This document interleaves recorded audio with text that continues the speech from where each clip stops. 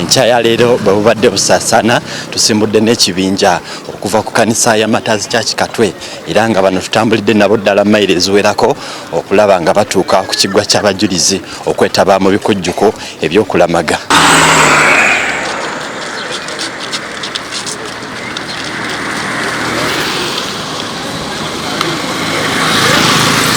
Zigenze okuwera ssaawa 3:10 enkya ya leero tubadde bataka wane Namugongo ku kiggwa ky'abajulizi abakristaayo era abakira buli ayingira asooka kwazibwa. Abakristaayo ababadde bakubyeko obugule ku kiggwa ky'abajulizi e Nakiyanja obwedde ttendo balinyumirwa kyenkanyi olwa kwaya ey'abantu abawerera ddala 4 okuva mu mawanga ag'enjawulo nga buli lulimi obwedda luyimbibwa olw'endulu n'eraya.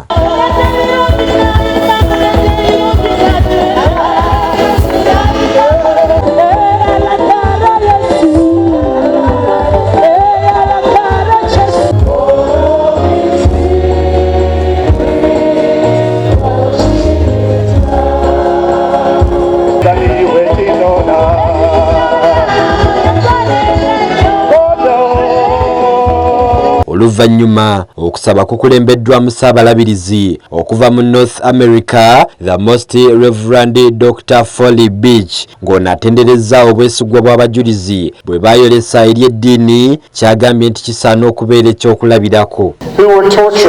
Abaabonyaabonyezebwa, who were brutalized, abaatulugunyizibwa, who were killed in this very place for their Christian faith. Abattirwa mu kifo kino olw'okukkiriza kwabwe. They said no to sin. Ne bagaana ekibi and to the degrading of their bodies for evil. Era n'okuwa emibiri gyabwe okukozesebwa ebibi. We do not lose hope.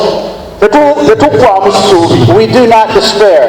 We do not forget. Their example inspires us to be the best we can for our Lord Jesus Christ.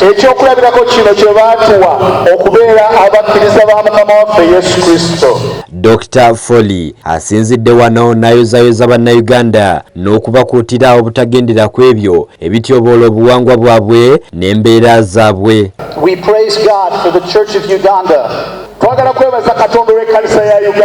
for its unwillingness to compromise the moral teaching of the Bible.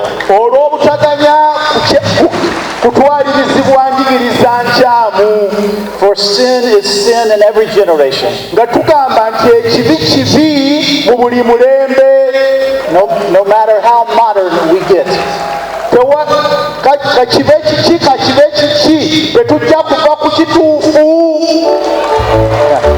Okusaba kuno kwetabiddwako abakulembeze okuva mu kanisa ya Uganda nga bakulembeddwamu Ssaabalabirizi w'ekkanisa eno, the Most Reverend Samuel Kazimba Mugalu. Abakulembeze ab'ennono omubadde Kyabazinga wa Busoga, Wilberforce na Diope owokuna, bannabyabufuzi ku mitendera egy'enjawulo omubadde omumyuka wa Ssaabaminisita asooka Right Honorable Rebecca Alitwala Kadaga, minisita w'ebyamasannyalaze n'ebyobugagga eby'omu ttaka Ruth Nankabirwa era ng'ono yakiikiridde omukulembeze w'eggwanga abadde alina okubeera omugenyi omukulu mu kusaba kuno.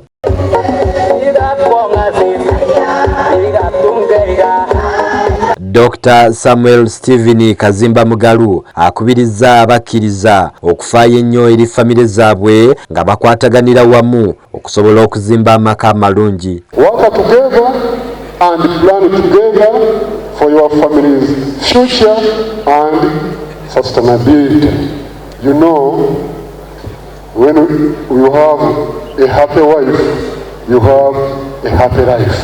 Mu ngeri y'emu ono asabye bannayuganda okwenyigira mu pulojekiti z'ekkanisa okusobola okukuuma obumu nga baweereza omutonzi. I also ask the Christians to support church projects in your dioceses and protect the church's properties for posterity. Let us aim at unity for service and growth. And all the bishops here present, the next cluster for 2024 will be the following dioceses. The Diocese of Rwenzori will be the chair. The Diocese of Bunyoro Kitara will be in the membership. Lubega Sadati, Delta TV Amasukulu.